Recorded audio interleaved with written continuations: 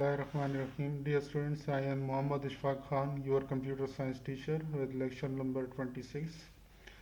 As you know that we are studying about the basic concept of C++ in chapter number 3.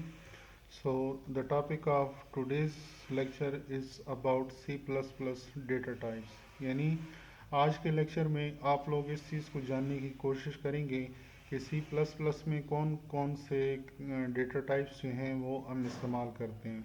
ठीक है, lecture को start करने से पहले ये चीज़ नोट कर लें कि डेटा टाइप्स बेसिकली यानी कि जो वेरिएबल्स आप इस्तेमाल करते हैं प्रोग्राम के अंदर, डेटा टाइप्स उनसे रिलेटेड होते हैं। यानी अगर आप फॉर एग्जांपल नंबर्स इस्तेमाल कर रहे हैं तो उसके लिए इंटीजर डेटा टाइप आप यूज़ करेंगे, इंट डेटा टाइप यूज़ करेंगे। अगर आप पॉइंट वाला डेटा इस्तेमाल कर रहे हैं तो उसके लिए आप फ्लोट डेटा टाइप इस्तेमाल करेंगे, और अगर आप कैरेक्टर वाला डेटा इस्तेमाल कर रहे हैं तो उसके लिए आप चार डेटा टाइप इस्तेमाल करेंगे। ठीक है, तो C++ में जो बेसिक डेटा टाइप्स हैं आपके पास वो ये हैं। इंटीजर डेटा टाइप जिसको इंट से डिनोट किया जाता है, फिर फ्लोटिंग पॉइंट डेटा टाइप है जिसको आप फ्लोट से डिनोट करते हैं, और फिर है कैरेक्टर डेटा टाइप जिसको आप चार से डिनोट करते हैं। ठीक है, so please open your book page number 46। जैसे आप देख सकते हैं कि ये आपके सामने लिखा हुआ है कि data types are declarations of variables for storing various types of data. यानी डेटा टाइप्स जो होती हैं ये हम किस वक्त इस्तेमाल करते हैं, जब हम वेरिएबल्स को डिक्लेयर करते हैं तो उनके साथ उनका डेटा टाइप्स भी हम मेंशन करते हैं ताकि कंपाइलर को पता चल सके कि किस किस्म का डेटा जो है वो मैंने स्टोर करना है। ठीक है, डेटा टाइप से कंपाइलर को क्या पता चलता है? Data types have different storage capacities. यानी हर डेटा टाइप की स्टोरेज कैपेसिटी जो होती है वो एक दूसरे से डिफरेंट होती है। तो जब आप किसी वेरिएबल के साथ उसका डेटा टाइप मेंशन करते हैं तो कंपाइलर को पता चल जाता है कि मैंने इस वेरिएबल के लिए कितनी मेमोरी जो है वो रैम के अंदर रिजर्व करनी है। ठीक है, in C++ program, data type of a variable must be defined before assigning it a value। यानी C++ प्रोग्राम्स में ये लाजमी है कि किसी भी वेरिएबल को आप वैल्यू देने से पहले या वैल्यू असाइन करने से पहले आपने उसका डेटा टाइप जो है वो मस्ट जो है वो करना है, यानी कि डिफाइन करना है। क्लियर है? The data types used in C++ programming are integer, floating point, double precision and character. ठीक है, यानी C++ में आमतौर पर जो डेटा टाइप्स इस्तेमाल होते हैं उसमें पहले नंबर पे इंटीजर है, फिर फ्लोटिंग पॉइंट है, डबल प्रेसिजन वाले भी हैं, ये बहुत कम इस्तेमाल होते हैं, और कैरेक्टर। ठीक है, तो सबसे पहले हम इंटीजर डेटा टाइप के मुतालिक पढ़ेंगे कि what is meant by integer data type. कहते हैं कि जैसे आपके सामने ये लिखा हुआ है कि it is a data type that is used to define numeric variables to store all numbers. यानी ये वो डेटा टाइप है जो आप उस वक्त इस्तेमाल करते हैं जब आपने न्यूमेरिक वेरिएबल्स डिफाइन करनी हो और उनके अंदर ऑल नंबर्स की सूरत में, यानी जैसे 1 2 3 4 5 6 7 अप टू सो ऑन, इस सूरत में आपने उसके अंदर वैल्यू स्टोर करनी हो तो उसके लिए आप क्या करेंगे, इंट डेटा टाइप डिफाइन करेंगे। सच एज जैसे आगे उन्होंने खुद भी एग्जांपल दी हुई है कि -3 0 3 6 7 +2081 एटसेट्रा, ये सारे न्यूमेरिक वैल्यूज़ हैं और इनको स्टोर करने के लिए आपको अपने प्रोग्राम के अंदर क्या करना पड़ेगा, इंट डेटा टाइप जो है वो डिफाइन करना पड़ेगा। कहते हैं कि integer represents values that are counted. यानी इंटीजर्स हमेशा ऐसी वैल्यूज को रिप्रेजेंट करते हैं जो काउंट हो सकें, जैसे 1 2 3 वगैरह। Such as number of students. ठीक है, जैसे कि नंबर ऑफ स्टूडेंट्स हैं क्लास में। The short form of integer is int. ठीक है, जो शॉर्ट फॉर्म है इंटीजर की वो क्या है, इंट है। Numbers that have factorial parts such as 3.84 cannot be stored in an integer variable। ठीक है, यानी ये बात याद रखें कि अगर आपने डेटा टाइप इंट लिखा है, ठीक है, लेट सपोज ये आप लिख रहे हैं कि int a is equal to 3.84।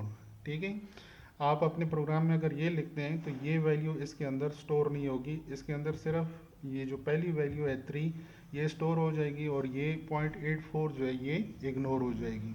Clear है? तो अगर आपने पॉइंट वाला डेटा इस्तेमाल करना है तो तो उसके लिए लाजमी है कि फिर आप जो नेक्स्ट डेटा टाइप है फ्लोटिंग पॉइंट वाला वो इस्तेमाल करें। क्लियर।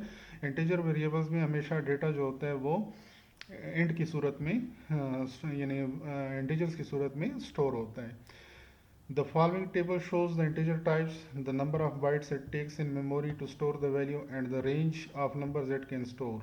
अब एक टेबल दिया जा रहा है, इस टेबल में आप देखें डिफरेंट किस्म के जो इंटीजर डेटा टाइप्स हैं आपके पास सी प्लस प्लस में, वो उनके नाम दिए गए हैं ये सारे, वो मेमोरी में कितनी जगह लेते हैं वो आपको दिए गए हैं, और उनमें आप कहाँ से कहाँ तक नंबर स्टोर कर सकते हैं वो आपको ये बताए गए हैं। क्लियर। जैसे पहला है इंट डेटा टाइप है, ये 4 बाइट की जगह लेता है और इसमें -214748364 से लेकर +214748367 तक नंबर जो हैं वो स्टोर हो सकते हैं। इसी तरह अनसाइंड इंट है, 4 बाइट्स की जगह लेता है, 0 से लेकर 4294967295 तक नंबर्स इसमें स्टोर हो सकते हैं। इस तरह शॉर्ट इंट है, 2 बाइट्स की जगह लेता है, इसमें -32768 से लेकर +32767 तक नंबर स्टोर हो सकते हैं। अनसाइंड शॉर्ट इंट में 2 बाइट्स की जगह लेता है, 0 से लेकर 65535 तक नंबर स्टोर हो सकते हैं इसमें। इस तरह लॉन्ग इंट है और अनसाइंड लॉन्ग इंट है। ठीक है। इसमें ये बात याद रखें कि सबसे ज़्यादा जो डेटा टाइप इस्तेमाल होता है वो ये होता है इंट वाला जो मैंने हाईलाइट किया हुआ है। ठीक है। ये आप सबसे ज़्यादा इसमें इस्तेमाल करते हैं। क्लियर है। अच्छा, फिर उसके बाद दूसरे नंबर पे आपके पास आता है फ्लोटिंग पॉइंट। कहते हैं कि it is a data type that is used to define variables that can store numbers that have fractional part. यानी जैसे पहले मैंने आपको बताया था कि ये वो डेटा टाइप है जिसमें हम ऐसे वेरिएबल्स को डिफाइन करते हैं जिनके अंदर हमने फ्रैक्शनल पार्ट वाला डेटा स्टोर करना हो। जैसे फॉर एग्जांपल 3.75 है, -2.1 है, 388.80 है, यानी जिसमें पॉइंट आ रहा हो उस डेटा को स्टोर करने के लिए आपने कौन से डेटा टाइप का इस्तेमाल करना है, फ्लोट का इस्तेमाल करना है। These numbers are also known as real numbers. इन नंबर्स को रियल नंबर्स भी कहा जाता है। The short form of floating point is float.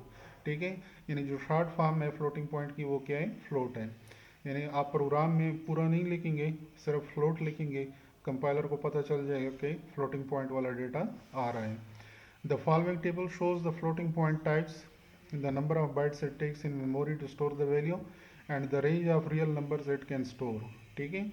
यानी अब ये फ्लोटिंग पॉइंट का टेबल दिया गया है, इसमें दो तरह के डेटा टाइप्स होते हैं। एक फ्लोट होता है, 4 बाइट्स की जगह लेता है, और ये कहाँ से कहाँ तक नंबर स्टोर कर सकता है, -3.4 क्रॉस 10 रेज़ टू पावर -38 से लेकर +3.4 क्रॉस 10 रेज़ टू पावर 38 तक। और इसकी जो प्रिसीजन है, एक्यूरेसी है, वो कहाँ तक होती है, 6 डिजिट तक होती है। इसका मतलब क्या है, इसका मतलब ये है कि अगर आपने फॉर एग्जांपल यहाँ पे ये फ्लोट का डेटा इस्तेमाल किया है, ठीक है, यानी किसी वेरिएबल को आपने फ्लोट कंसिडर किया है, तो जब आप उसकी वैल्यू प्रोग्राम के अंदर कैलकुलेट करेंगे तो इसका आंसर जो आपके पास आएगा वो पॉइंट के बाद 6 डिजिट तक आएगा, 1 2 3 4 5 और 6। यानी ये इस तरह 6 डिजिट तक आंसर जो है वो एक्यूरेट आंसर जो है वो आपको प्रोवाइड करेगा अगर आपने फ्लोट डेटा टाइप इस्तेमाल किया है। क्लियर है। तो ये जो पॉइंट के बाद 6 डिजिट्स आ रहे हैं इसको फ्लोट डेटा टाइप की क्या कहा जाता है, प्रिसीजन कहा जाता है। इस तरह डबल डेटा टाइप है तो ये 8 बाइट्स की जगह लेता है, ये -1.7 क्रॉस 10 रेज़ टू पावर -308 से लेकर 1 +1.7 क्रॉस 10 रेज़ टू पावर 308 तक डिजिट स्टोर कर सकते हैं। और इसकी जो प्रिसीजन होती है वो कितनी होती है, 15 डिजिट्स की होती है। यानी ये पॉइंट के बाद 15 डिजिट्स तक एक्यूरेट आंसर जो है वो आपको प्रोवाइड करता है। तो ये आपके पास है 6 7 8 9 10 11 12 13 14 15, यानी ये इस रेंज तक आपको एक्यूरेट आंसर प्रोवाइड कर सकता है अगर आपने डबल डेटा टाइप इस्तेमाल किया है। तो कहते हैं the float type variables might occupy different number of bytes and their range might also be different depending on the computer and the compiler being used. यानी उसे कहने का मतलब ये है कि ये जो जगह बताई गई है, कितनी जगह ये मेमोरी के अंदर लेगा, और ये जो रेंज बताई गई है, ठीक है, ये डिपेंड करता है किसके ऊपर, कंप्यूटर के ऊपर और कंपाइलर के ऊपर, यानी ये हर कंप्यूटर और हर कंपाइलर में ये डिफरेंट होती है, लेकिन एक जर्नल आपको दिया गया है, व्यू दिया गया कि फ्लोट इतनी जगह गिरता है और इस रेंज में नंबर को स्टोर कर सकते हैं, इसकी प्रिसीजन इतनी होती है, डबल का भी बताया गया है। क्लियर है। नेक्स्ट जो आपके पास डेटा टाइप है वो है कैरेक्टर डेटा टाइप। ठीक है, तो कैरेक्टर डेटा टाइप में कहते हैं कि it is a data type that is use to define to define variables that can store only a single character. यानी कैरेक्टर डेटा टाइप जब भी हम इस्तेमाल करेंगे अपने प्रोग्राम में, तो इसके अंदर जो वैल्यू स्टोर होगी वो किसकी होगी, एक सिंगल कैरेक्टर की होगी। 1 byte of memory is set aside in memory to store a single character। यानी जैसे कि आप जानते हैं कि कंप्यूटर में एक सिंगल कैरेक्टर को स्टोर करने के लिए एक 1 byte की जगह की ज़रूरत होती है। तो जब भी आप अपने प्रोग्राम में कैरेक्टर डेटा टाइप डिक्लेयर करेंगे तो उसके लिए मेमोरी में कितनी जगह रिजर्व होगी, 1 byte की। The short form of character is चार, यानी जो शॉर्ट फॉर्म में आपके पास कैरेक्टर का वो क्या है, 4 है। ठीक है, जैसे for example 4A is equal to, अब इसकी जो वैल्यू होती है, जैसे पहले मैंने आपको बताया था कि ये हमेशा आप सिंगल कैरेक्टर के अंदर लिखेंगे। फॉर एग्जांपल ये मैं चेंज कर देता हूँ। ठीक है, जैसे मैंने एक कैरेक्टर वेरिएबल ए डिक्लेयर किया और उसको वैल्यू दे दी मैंने एम की, और इसकी वैल्यू जो है वो single character single quotation marks के अंदर इनक्लोज्ड है। इस सिंगल कोटेशन मार्क्स की वजह से कंपाइलर को पता चलेगा कि ये कैरेक्टर वैल्यू है। क्लियर है। अच्छा, कहते हैं कि a variable of type char can store a lower case letter, an upper case letter, a digit और अ स्पेशल कैरेक्टर। यानी जो आपके पास चार डेटा टाइप का वेरिएबल होता है, इसमें आप कोई भी वैल्यू स्टोर कर सकते हैं, चाहे वो स्मॉल अल्फ़ाबेट है, कैपिटल अल्फ़ाबेट है, ठीक है, नंबर है फॉर एग्जांपल कोई, या कोई स्पेशल कैरेक्टर है। ठीक है, तो कोई भी वैल्यू आप इसके अंदर स्टोर कर सकते हैं, लेकिन शर्त यह है कि वो एक सिंगल कैरेक्टर हो, डबल ना हो। अगर आप इस तरह लिखेंगे तो ये एरर देगा। एक सिंगल कैरेक्टर जो है वो इसके अंदर स्टोर हो सकता है। क्लियर है। Some examples of characters that can be stored in a variable of type char are A plus percent sign and 5। Note that characters are written within single quotation marks. ठीक है, यानी आप ये चीज़ note कर लें कि सारे characters जो हैं वो सिंगल कोटेशन मार्क्स के अंदर इंक्लोज हैं, जैसे आप देख सकते हैं। तो जब भी आप कैरेक्टर डेटा टाइप लिखेंगे, डिक्लेयर करेंगे वेरिएबल को, कैरेक्टर डेटा टाइप का वेरिएबल डिक्लेयर करेंगे, तो उसकी वैल्यू जो है वो आप इस तरह सिंगल कोटेशन मार्क्स के अंदर इनक्लोज करेंगे, जैसे यहाँ पे आपके सामने दिखाई गई है। क्लियर है। सो स्टूडेंट्स, ये था आज का आपका टॉपिक। आई होप आप लोगों को समझ आ गया होगा। अगर फिर भी कोई क्वेश्चन हो तो you can ask me in WhatsApp group. Thank you. अल्लाह हाफिज़। Stay blessed, stay safe.